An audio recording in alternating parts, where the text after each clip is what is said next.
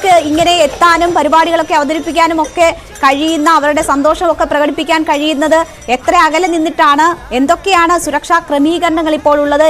എപ്പോൾ മുതലാണ് നിയന്ത്രണങ്ങൾ, ഇതിനൊക്കെയുള്ള നിയന്ത്രണങ്ങൾ ഏർപ്പെടുത്തുക? പ്രധാന വിശിഷ്ട വ്യക്തികൾ ഒക്കെ എത്തിത്തുടങ്ങിയോ? അത് സംബന്ധിച്ചൊക്കെ നമുക്ക് ലഭിക്കുന്ന വിവരങ്ങൾ എന്തൊക്കെയാണ്?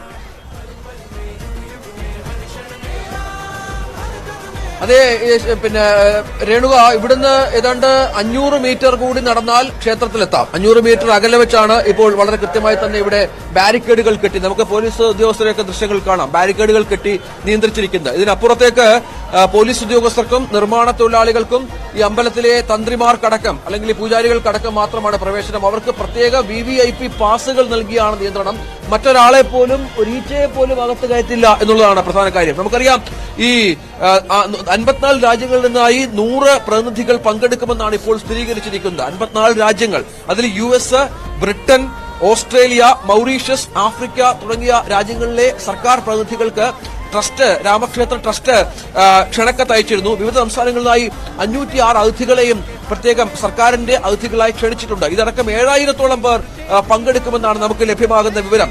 ഇതിലെ ഏറ്റവും പ്രമുഖനായ വ്യക്തി ദക്ഷിണ കൊറിയയിൽ നിന്നുള്ള കിം ചിൽ സു എന്ന ഒരു രാജവംശത്തിൽപ്പെട്ട ഒരാളാണ്. അദ്ദേഹം അവിടെ അയോധ്യയിലെ രാജകുമാരിയായിരുന്നു. സൂര്യരത്ന എന്നറിയപ്പെടുന്ന ഹിയോ രാജ്ഞി കൊറിയയിലേക്ക് പോവുകയും അവിടെ കാരക്ക് വംശം സ്ഥാപിക്കുകയുമായിരുന്നു. ആ രാജവംശത്തിൽപ്പെട്ട ഒരാളാണ് ഈ പ്രധാനിയായ കക്ഷി. പിന്നീട് മറ്റൊന്ന്, റിലയൻസ് ഇൻഡസ്ട്രീസ് മേധാവി മുകേഷ് അംബാനിയെ പ്രതീക്ഷിക്കുന്നുണ്ട്. കുടുംബവുമെത്തും.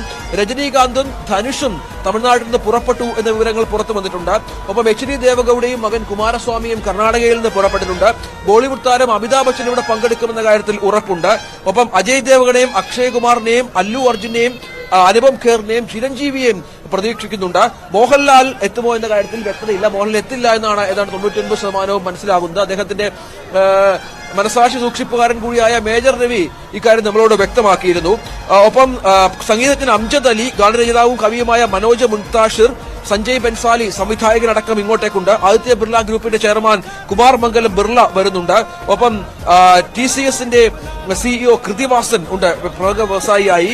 ഒപ്പം മറ്റ് ചില വ്യവസായികളെയും ഇങ്ങോട്ടേക്ക് ക്ഷണിച്ചിട്ടുണ്ട്. ലോക്സഭാ മുൻ സ്പീക്കർ മീരാകുമാർ, ആസൂത്രണ കമ്മീഷൻ അധ്യക്ഷൻ മൊണ്ടേക് സിംഗ് അലുവാലിയ, ഒപ്പം ഇന്ത്യൻ വനിതാ ക്രിക്കറ്റ് മുൻ ക്യാപ്റ്റൻ മിതാലി രാജ് എന്നിവ പട്ടികയിലുണ്ട്. എന്തായാലും ഈ വ്യവസായ പ്രമുഖരും വൻകിട ആൾക്കാരും ഒക്കെ അവരുടെ സ്വകാര്യ ജെറ്റ് വിമാനങ്ങളിലാണ് ഇങ്ങോട്ടേക്ക് എത്തുക എന്ന വിവരമുണ്ട്. അതനുസരിച്ച് അയോധ്യ വിമാനത്താവളത്തിൽ വൻ ഒരുക്കങ്ങളാണ്. ഏതാണ്ട് 50ഓളം അപേക്ഷകൾ ഇതിനകം ലഭിച്ചു കഴിഞ്ഞു അയോധ്യ വിമാനത്താവളത്തിൽ എന്നുള്ള വിവരങ്ങളും പുറത്തു വരുന്നുണ്ട്. ഈ ജെറ്റുകൾ, ഈ സ്വകാര്യ വാഹനങ്ങൾ ഇറങ്ങാനായി. അങ്ങനെ ഒരുപാട് തയ്യാറെടുപ്പുകൾക്കും ക്രമീകരണങ്ങൾക്കും ശേഷമാണ് ഈ സംഗതികളിലേക്ക് പോകുന്നത്.